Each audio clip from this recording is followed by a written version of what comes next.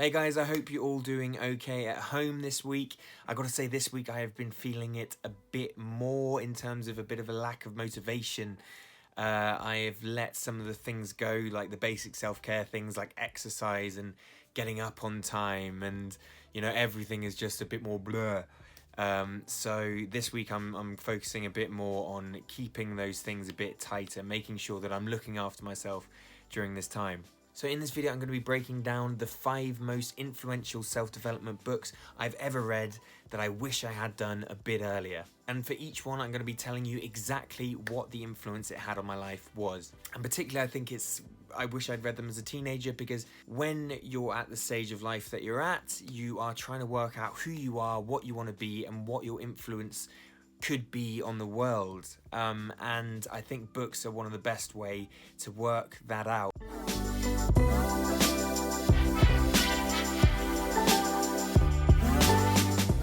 If you want weekly content on how to live your best life at GCSE and A-level, hit that subscribe button. Okay, book number 1, and this is probably the most important one I'd say, is The Subtle Art of Not Giving a F***. Yes, that's right, it's The Subtle Art of Not Giving a F***. Now, as the title probably suggests, it is quite a punchy book, and essentially the narrative of the whole thing is don't get hung up on the little things. Now, why do I wish I'd read this when I was a teenager? Now, particularly as a teenager, I was a massive people pleaser. I really cared about being liked by others, and my popularity level I thought I had at school. And I definitely still have those feelings, for sure, not as much, partly because of this book. But what I realized from this book is the way to go about life isn't to make decisions or do actions based on what other people might think of you or perceive of you. The best way of going out into the world is working out what's important to you and doing that, and then great. If other people like you for it, if you get praise for it, then fantastic. If you don't, then that's okay too.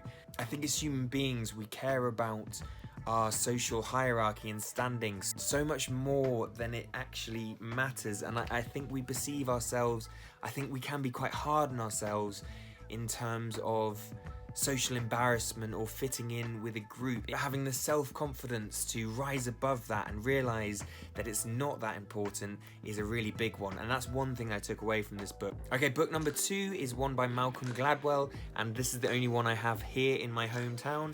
It's called Blink. Now, this book is essentially, for me, all about decision making. So you've probably heard people say, when you've got a decision, go with your gut. Now, what Malcolm Gladwell says is that going with your gut is good in some situations, it's not so good in other situations. So I wish I read this as a teenager, because I think it really would have helped me make decisions around my future. So for instance, one example was, I remember, because a teacher told me to, I chose Latin for GCSE rather than drama. Now, I had barely any experience in Latin, and they told me this because they said it would increase my chances of getting into the university that I wanted to later on. Now, I didn't have a lot of experience with Latin, but I had a load of experience with drama, and my gut was definitely telling me to just go with drama because it was something that I loved doing, but I didn't listen to my gut on this particular occasion, and I ended up doing Latin and essentially hating every second of it and not doing particularly well. And throughout my life, whether it's what job I should take, or whether I should go traveling or not, or who should I spend time with, I now have a kind of semi-system of when I draw information from others to make that decision, and when I just go with my gut when I feel that it's the right thing to do. Book number 3 is The 7 Habits of Highly Effective People. Now, this in the business world is known as one of the most important books ever written. The first 3 habits essentially are around working out who you are as a person and building your character. Once you build your character, it goes on to the next 3 habits, which are around influencing people around you for good. And one of the things that really stuck with me was he talked about investing in other people's emotional bank account, and thinking about in your relationships around you, whether it's a long-term one or a short-term one, are you making more withdrawals to their emotional bank account, or are you depositing in their bank account? And this made me think about the little things I was doing for other people on a daily basis. For instance, offering someone a coffee who I didn't know very well. Now, this might seem a really small gesture, but those gestures really add up. That really does mean a lot to people in the long run. So I guess in general, it just made me a lot more, I hope, considerate of other people on a daily basis. The little things that count is really what stuck with me.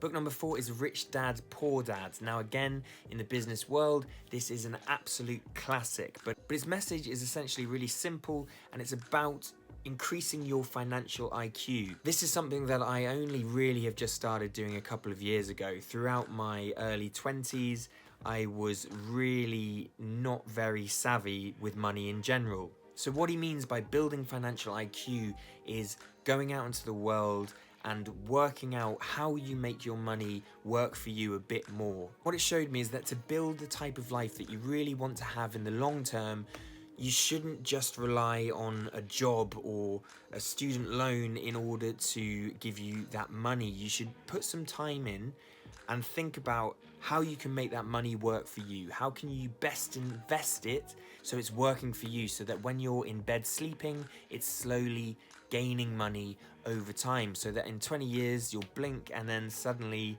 you've got a heck of a lot more money than you would have done if you're just working for it. And final book, number 5, is a book called Give and Take. Now, I've got to admit, I haven't actually finished this book yet, but it has already had a big impact on me. I've already changed the way I see the world and deal with people on a daily basis. And the essential message so far that I've got from Give and Take is that people who regularly give even small things to other people on a daily basis generally do better out of life. Now, a bit more of an old school way of thinking to this would be someone who is a bit more selfish and competitive is going to raise their ranks quicker. Someone like a Wolf of Wall Street character.